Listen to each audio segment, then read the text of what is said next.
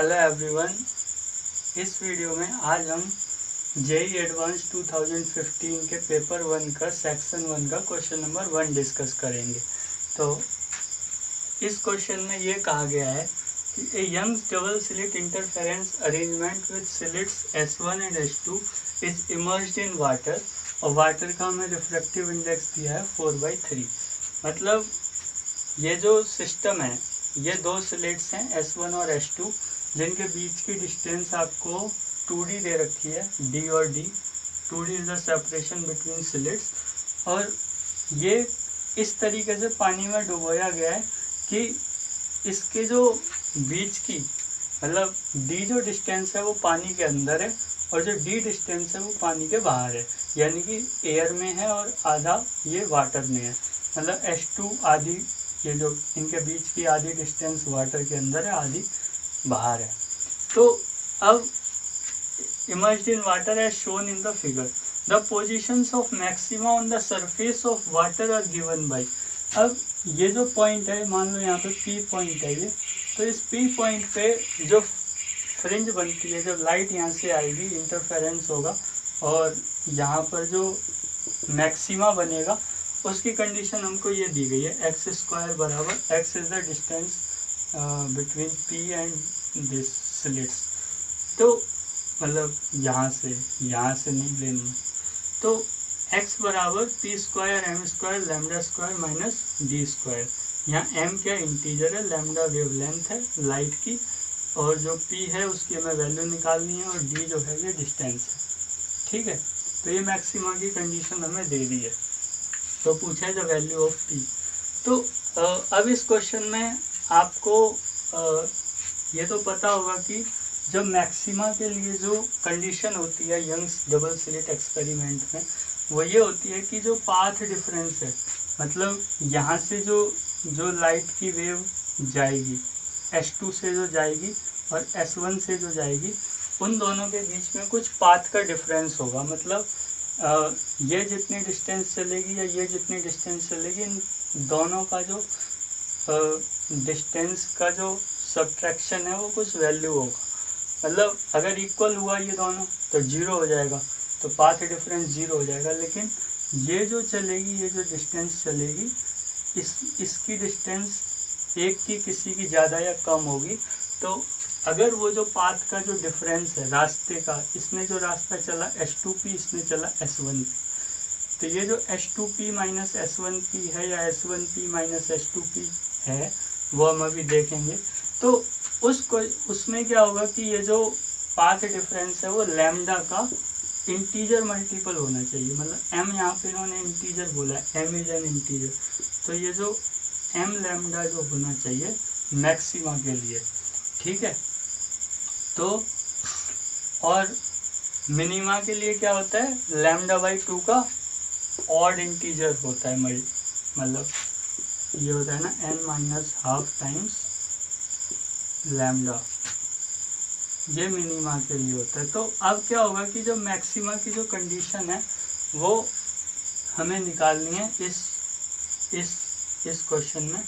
तो अब मैं क्या लिखूँगा, देखो अब हमें ये पता होना चाहिए कि S1P बड़ा होगा या S2P बड़ा होगा। जो लाइट है, लाइट के लिए एयर जो है वो रेयर मीडियम होती है, और वाटर जो है वो डेंसर मीडियम होता है।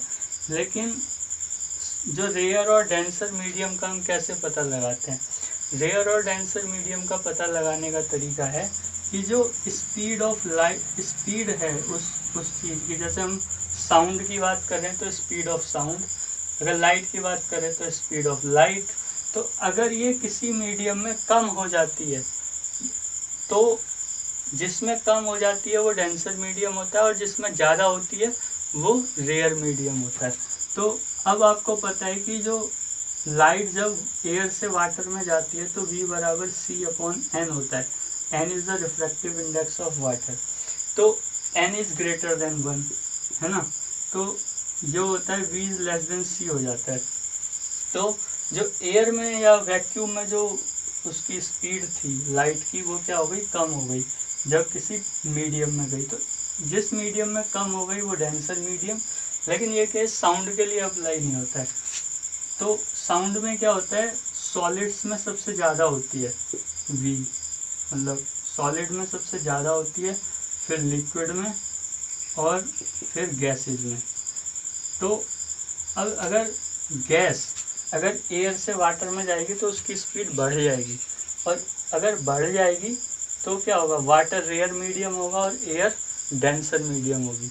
तो it is decided by this speed और वेलोसिटी ऑफ दैट लाइट और साउंड वटेवर। तो ये चीज़ आप ध्यान रखिएगा, ये जेई में काम आ सकता है आपके आईआईटी या किसी भी कॉम्पिटिटिव एग्जाम में या बोर्ड में। तो ये चीज़ ध्यान रखिएगा कि रेयर और डेंसर का हम स्पीड से पता लगाते हैं।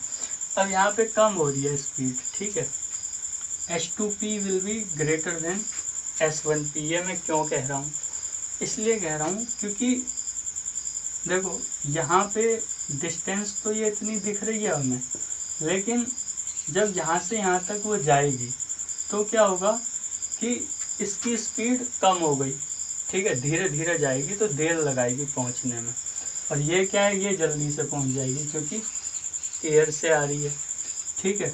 तो जब एयर में से आ रही है जल्दी पहुँच जाएगी तो क्या होगा कि ये देर लगाएगी। तो हम ये कहते हैं कि ये जो है जब देर में पहुँच रही है इसका मतलब दूर से आ रही है, दूर से आ रही है इसका मतलब ये है कि ये ज़्यादा पाथ कवर करके आ रही है, तो इसका जो पाथ होगा वो इसके पाथ से ज़्यादा होगा, ऐसा कहते हैं।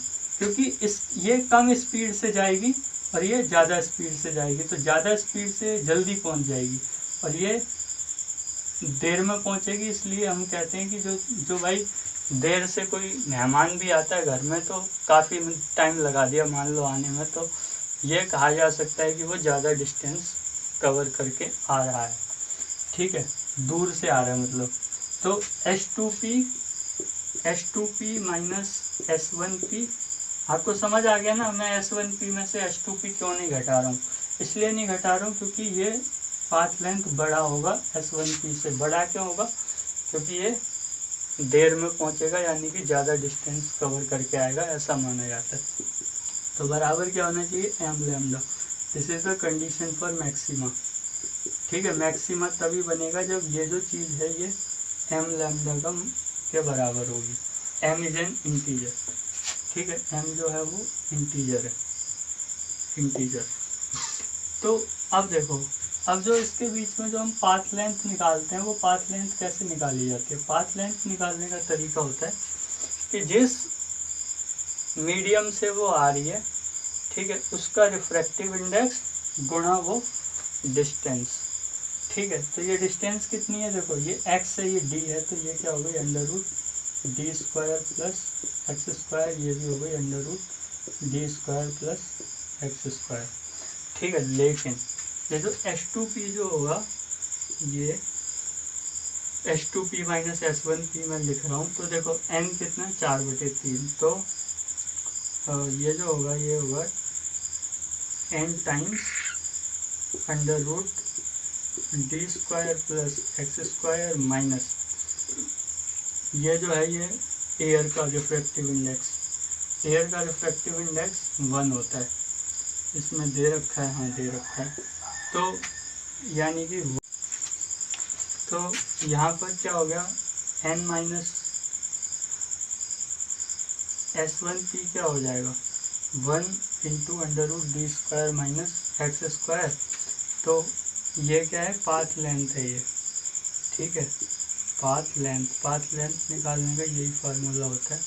तो H2P ये हो गया, S1P ये हो गया, यानी कि रिफ्रैक्टिव इंडेक्स इंटू डिस्टेंस, ठीक है। तो √d² प्लस x² कॉमन आ गया, n-1 बराबर m लैम्डा, ठीक है।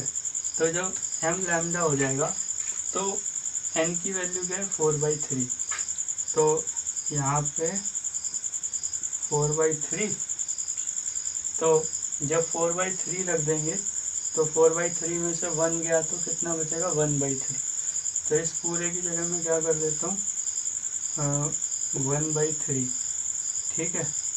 तो अब देखो ये 3 डिनोमिनेटर में इधर जाके गुणा हो जाएगा, तो ये 3 का क्या हो गया, इधर चला गया, तो स्क्वायर कर दें दोनों तरफ का, तो क्या हो जाएगा b square plus x square बराबर 9 एम स्क्वायर लैम्डा स्क्वायर। तो एक्स स्क्वायर बराबर 9 m square lambda square minus d square. तो अब एक्स स्क्वायर की हमें ये वैल्यू मिल गई। तो अगर एक्स स्क्वायर की ये वैल्यू मिल गई तो यहाँ देखो एक्स स्क्वायर बराबर क्या दे रखा है, p square m square lambda square minus d square. तो यहाँ पे अगर इससे हम कंपेयर करते हैं दोनों को तो पी स्क्वायर की वैल्यू क्या आ गई 9। तो अगर पी स्क्वायर की वैल्यू 9 आ गई तो पी की वैल्यू कितनी आ जाएगी 3। तो दिस इज योर आंसर। तो होपफुली आपको ये इसमें ये क्वेश्चन समझ आया होगा, अच्छे से डाउट भी क्लियर हुआ होगा। अगर अब भी कोई डाउट रह जाता है आपको, जैसे मैंने बताया था कि रेयर और डेंसर में कि स्पीड जिसमें कम हो जाए वो डेंसर है, स्पीड जिसमें ज़्यादा हो वो रेयर है। तो लाइट के लिए वाटर क्या है, डेंसर है, लेकिन साउंड के लिए वाटर क्या है, एयर की तुलना में रेयर है, क्योंकि स्पीड वाटर में ज़्यादा है एयर में कम है साउंड की, और लाइट का उल्टा है।